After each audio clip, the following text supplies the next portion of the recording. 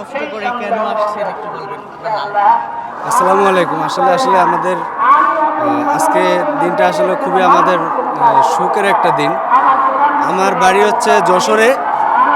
আমি যশোরে থাকি না, আমি ঢাকায় থাকি। গাবতলী থেকে এখানে আসছি জানাজার উদ্দেশ্যে।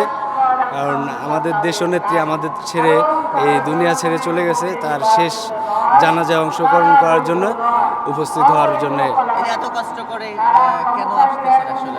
আসছি। আমি বিগত 2004 সাল থেকে আমি বিএমপি করি, আর বিএমপি করে অনেক শান্তি পাইছি, যার কারণে আমি কষ্ট করে তার জানাজায় অংশগ্রহণ করার জন্য উপস্থিত হয়েছি।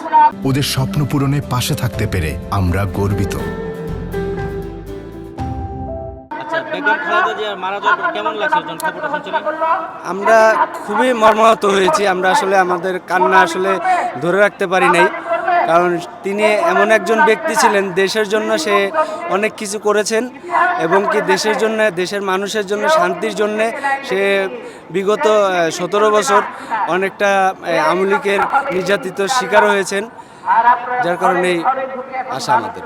আচ্ছা, এই যে আপনি জানাজা আসছেন, এই কষ্ট হচ্ছে না আপনার? কষ্ট হলেও এই কষ্ট না।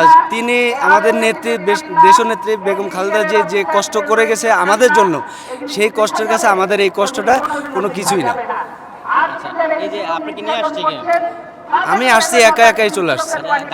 এখন এই আমার ভাইরা আছে এখানে, ওনারা আমার কষ্টটা দেখে একটু আমার ধাক্কায় নিয়ে আসলো। মানে বাসা থেকে একাই বের হয়েছে? একাই বের হয়েছে। আচ্ছা, সাহস ছিল যে যেতে পারবে না তো দূর? সাহস ছিল, যেতে পারবো না এটা জানি, তারপর চেষ্টা করছি যে যতটুকু যেতে পারি ততটুকু আমি যাব।